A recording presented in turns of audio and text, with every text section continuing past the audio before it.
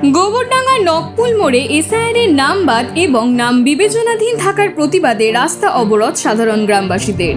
বেরগুম ১ নম্বর গ্রাম পঞ্চায়েতের ঝনঝনিয়া এলাকায় প্রায় ৯০০ বাসিন্দার নাম বাদ গিয়েছে, এমনকি ৮৫০ জনের অধিক নাম বিবেচনাধীন রয়েছে।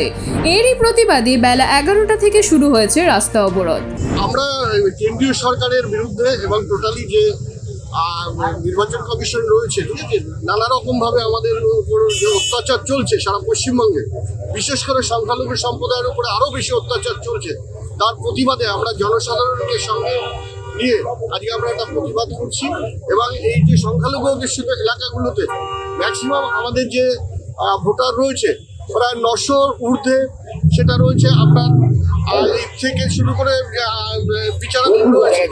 এবং সেই বিচারাধীনের যারা রয়েছে, যারা দীর্ঘ এখানে দলিল ৫০ বছরের আগের দলিল রয়েছে, এবং পরবর্তীকালেও যারা ৫০ বছরের বা ৭০-৭২ সালের দলিল এবং এখানে পড়াশুনো করতেন, এখানে তারা বৃদ্ধ মানুষ ৭০-৮০ বছর বয়স, তাদেরও নাম কেটে দেওয়া হয়েছে এবং টোটালি বিচারাধীন রাখা হয়েছে। এর বিরুদ্ধে আমরা সোচ্চার এবং মানুষকে সঙ্গে নিয়ে আমরা এখানে একটা প্রতিবাদ শুরু করেছি।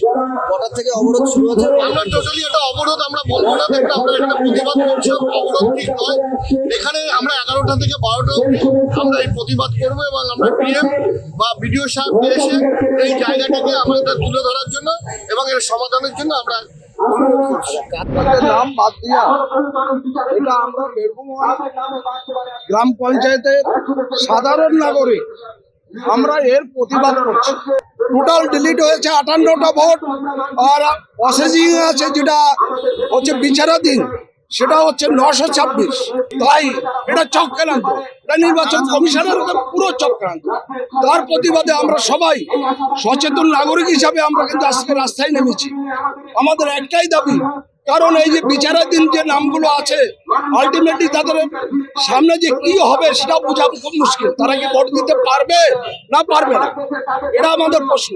তাই আমরা চাই আমাদের এই অবস্থান বিক্ষোভ বা আমাদের জনসাধারণের পক্ষ থেকে যে অবরোধ, আমরা এইটাই নির্বাচন কমিশনকে বুঝাতে চাই যে আমাদের যারা বৈধ ভোটার তাদের নাম নথিভুক্ত করা হোক।